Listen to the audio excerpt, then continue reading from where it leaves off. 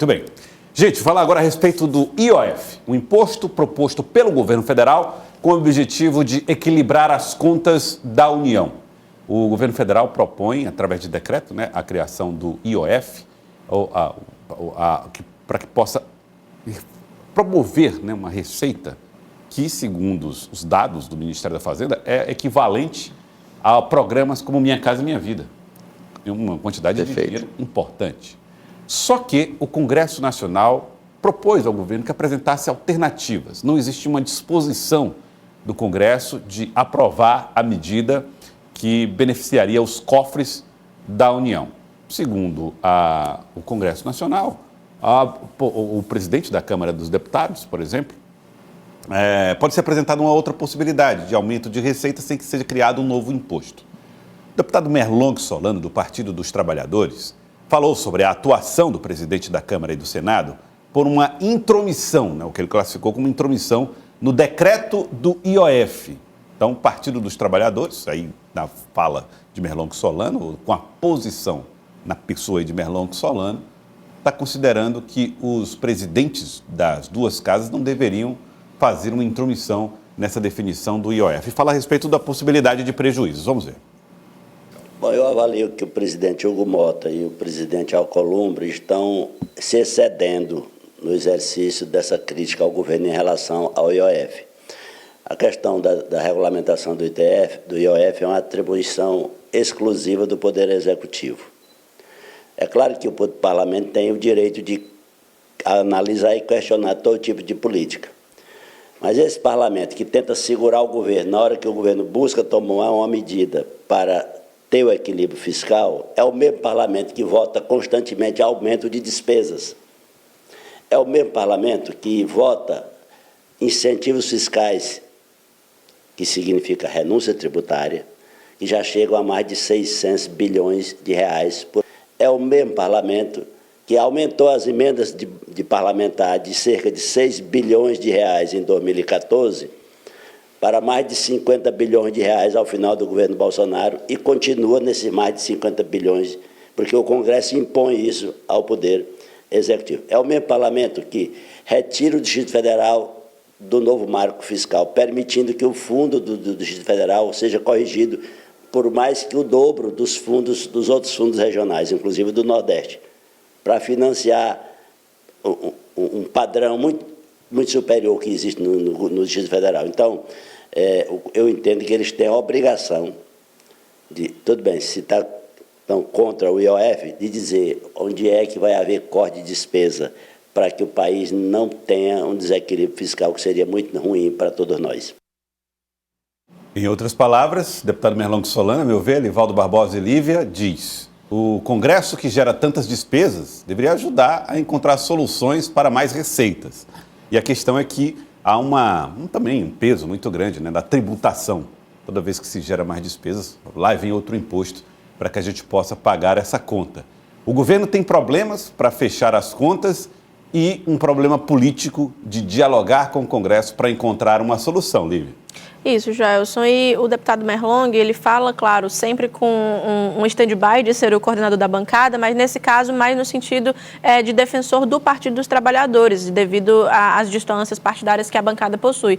Mas enquanto PT, é importante que haja uma manutenção desse posicionamento, porque na semana passada, quando houve o recuo do IOF, Lindenberg Farias, que é o líder do PT no Congresso Nacional, na Câmara dos Deputados, ele já falava em plenário de que o governo federal, ele não possui um arcabouço, ele não possui uma saída financeira sem ser por meio de arrecadação e que, por isso, é necessário, sim, rever essa política monetária e fiscal do Brasil. Mas quando ele utiliza esse argumento, dificulta a conversa com o comércio, dificulta a conversa com o mercado e faz com que desgaste uma imagem que não necessariamente deveria ser desgastada. A política monetária de Galípolo não é tão diferente da política monetária de Campos Neto. Então, existe uma mudança na comunicação, ela está muito mais desgastada do que na gestão passada. Então, é preciso, sim, ter uma reformulação e, claro, com a retaguarda do Congresso Nacional defendendo esses posicionamentos. Senão, o presidente Lula, juntamente com os ministros, vão ficar sozinhos aí defendendo nas redes sociais.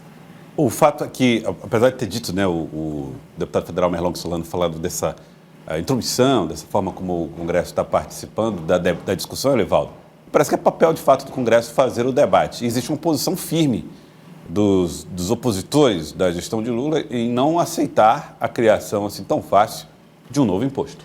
Pois é, o deputado Merlong é economista, professor universitário, conhece bem a matéria, é estudioso e tem politicamente essa afinidade com o governo, é do Partido dos Trabalhadores. É natural que ele tenha essa argumentação, eu diria assim, bastante detalhada dessa complexa matéria. Mas, na realidade, a situação é completamente diferente no quadro político que nós temos hoje no Congresso Nacional. O Congresso Nacional já definiu como cláusula pétrea, digamos assim, o não a qualquer aumento de imposto, sobretudo quando parte do Poder Executivo.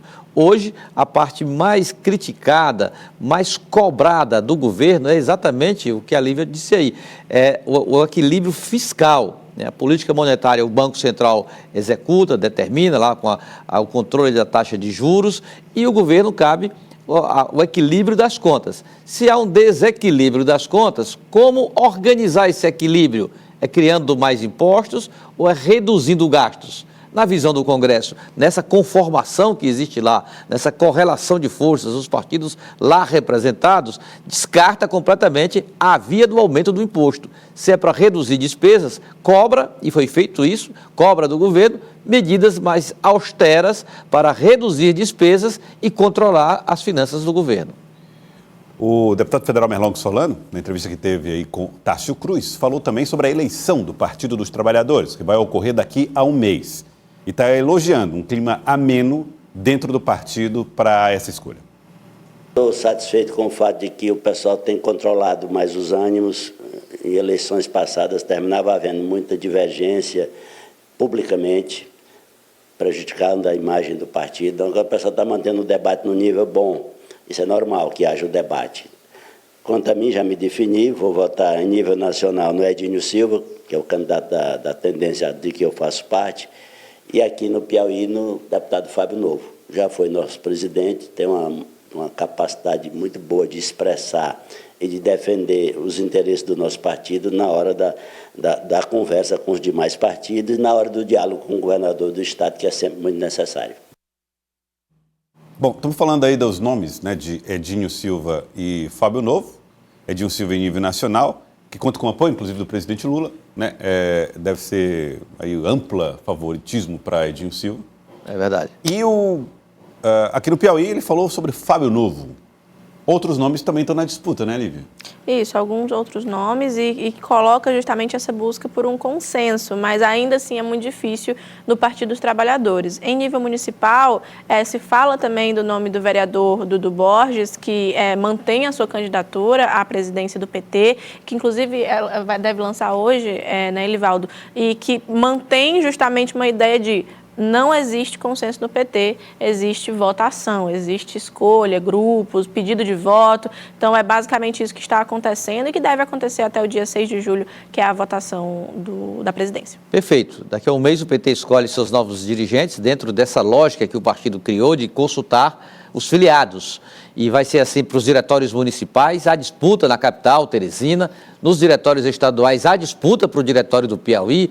Fábio Novo já lançou candidatura, já está em campo, é considerado o favorito por representar o chamado campo majoritário, as tendências que dominam o diretório estadual. Mas a candidatura do vereador Edilberto Borges, o Dudu do PT, também ganha corpo e se apresenta hoje. Era para ser agora o lançamento meio-dia com a presença do candidato ao Diretório Nacional, Rui Falcão.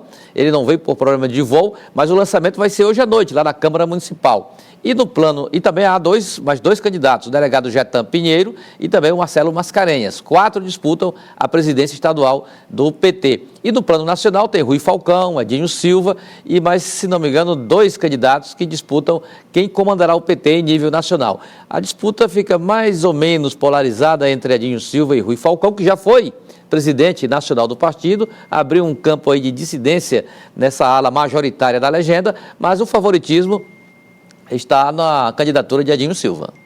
Se você tivesse uma aposta numa bet, você apostar numa dessas bets, em que você apostaria para ganhar as eleições no estado e no Brasil? Edinho Silva no Diretório Nacional, Fábio Novo no Diretório Estadual. também. Existe esse alinhamento, uma base está comovida para que haja, assim, esses nomes. Tudo indica que serão eles. Isso. Muito bem, vamos esperar aí o resultado das urnas.